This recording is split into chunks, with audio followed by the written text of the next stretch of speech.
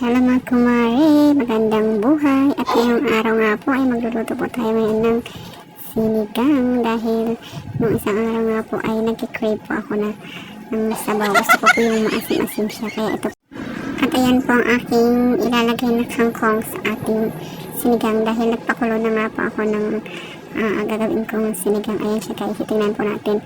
Ayan, kumukulo na po siya, pinapalambot ko na po, hindi nilagyan ko na po ng kamatis, sibuyas at yung sili na pang sigang. Ayan o, tinimplahan ko na rin po ang sabaw niyan. Bali, ang kailangan lang po din yung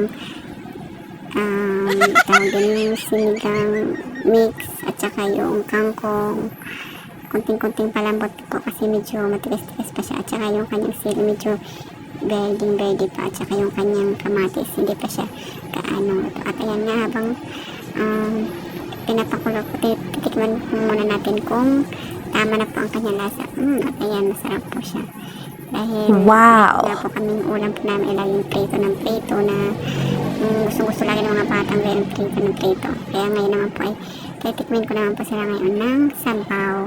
At yan nga po ang ating luluto ay sinigang, at ilalagyan po muna ulit natin ng magic syrup. Wow, Magic syrup.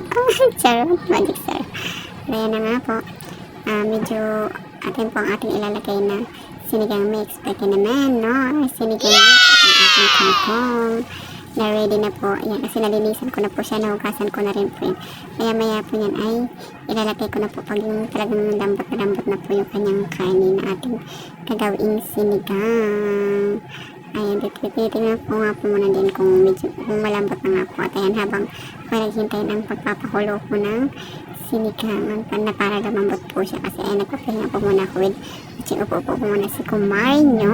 Ayan, napagod po yan galing kasi ng bayan, nag-grocery ng kaunti. At ayan, kaya nga naisipan na po.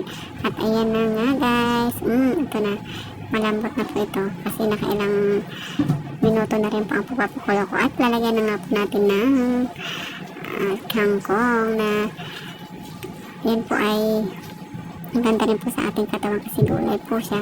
Kasi yung aking mga chikiting hindi po naangain ng mga gulay-gulay, kaya alam nyo naman, si kumare nyo lang ang kakain ng gulay, yung kangkong, dahil favorite ko rin po yung gulay na kangkong.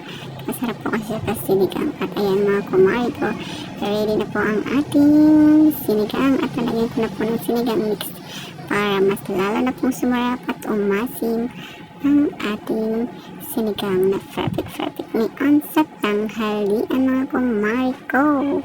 At ayan, with matching halo-halo na po natin para po manuot na ang kanyang sarap hanggang ilalim ng ibuturan. At ayan mga kumare, titikman na nga po natin ang ating at asim kilig. Si kumare, masarap. Sana masarap. bye bye guys.